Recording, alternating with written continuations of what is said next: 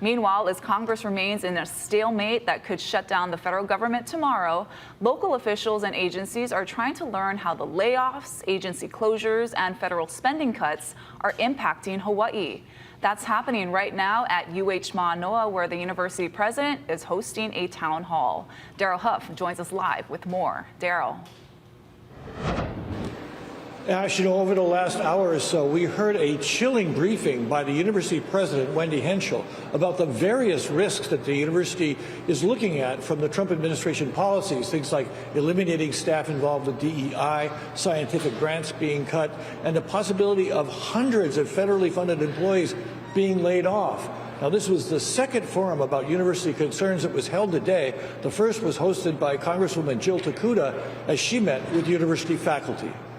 One of our Fulbright Scholar students lost her fellowship from Indonesia, doesn't even have money to fly back home, that kind of thing. The faculty members described canceled grants, laid off colleagues in federal agencies, and in one case, a soon-to-be unemployed husband. They know nothing, and it's so frustrating for them. But and so that will impact my family personally. So that's going to impact our ability to support our children. Another fear is that UH will be targeted for alleged antisemitism after being listed by the Trump administration. It seems like the schools on that list are highly diverse campuses that might be being targeted for other reasons other than antisemitism. There was frustration about having to pretend they don't promote diversity. How do we sort of tell people we are who we are, and yet we need to scrub our websites? No. Do we do that? Or how are we going to tackle this? If we start erasing it because we've got a madman in the White House, a dictatorship, then what's going to be left for our kids?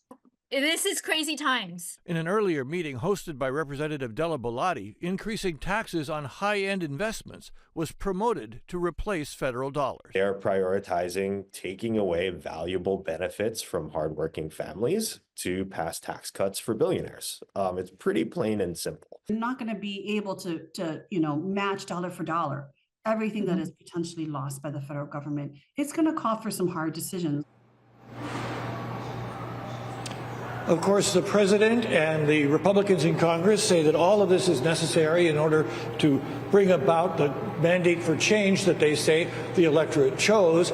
They say that this is all a process of eliminating division in the country and also reducing the size of government through abuse and fraud. Of course, the folks here at the university do not feel like they're guilty of abuse or fraud. They're now still talking about the potential risks, and we'll have more about this forum at 5 o'clock. Reporting live from the University of Hawaii Manoa campus, Daryl Huff, Hawaii News Now. Thank you, Daryl.